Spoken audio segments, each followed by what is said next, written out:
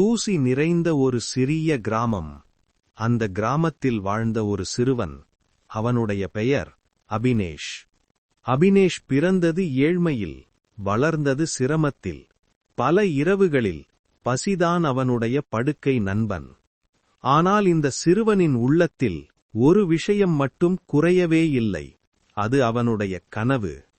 அவன் தன்னை மட்டுமல்ல, தன் குடும்பத்தின் வாழ்க்கையையே மாற்ற வேண்டும் என்று கனவு கண்டான். அவன் கனவுகளை கேட்ட உலகம் அவனை சிரித்தது. ஏழை பையன் நீ, பெரிய கனவுகள் உனக்கு வேண்டாம் என்று சொன்னார்கள். அந்த வார்த்தைகள் அவன் மனதை காயப்படுத்தின.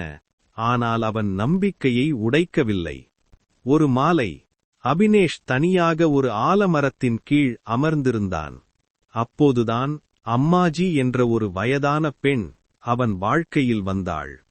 நான் ஏழை என்பதால் என்னால் எதுவுமே ஆக முடியாது என்று எல்லோரும் சொல்கிறார்கள் என்று அவன் சொன்னான். இந்த தீயை பார் அபினேஷ், இதுதான் உன் நம்பிக்கை. இது சிறியது, ஆனால் இருளை விரட்டும். உலகம் இதை அணைக்க முயலும், ஆனால் நீ பாதுகாத்தால் இது உன் வாழ்க்கைக்கு வழிகாட்டும். அந்த நாள் அபினேஷின் வாழ்க்கையை மாற்றிய நாள். காலையில் பள்ளி, மாலையில் வேலை, இரவில் கனவுக்கான போராட்டம். தூக்கம் குறைந்தது, சிரமம் அதிகமானது. ஆனால் கனவு மட்டும் பெரியதாக வளர்ந்தது.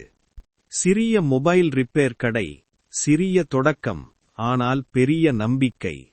கடின உழைப்பு, நேர்மை அபினேஷை மெதுவாக உயர்த்தியது.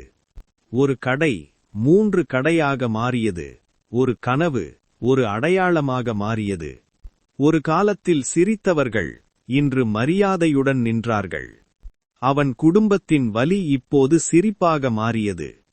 நம்பிக்கையை கற்றுக் கொடுத்த அம்மாஜிக்கு நன்றியுடன் தலைவணங்கினான். கனவுகள் பாக்கெட்டில் இருக்கும் பணத்தால் அல்ல, இதயத்திலிருக்கும் தைரியத்தால் அளவிடப்படுகின்றன.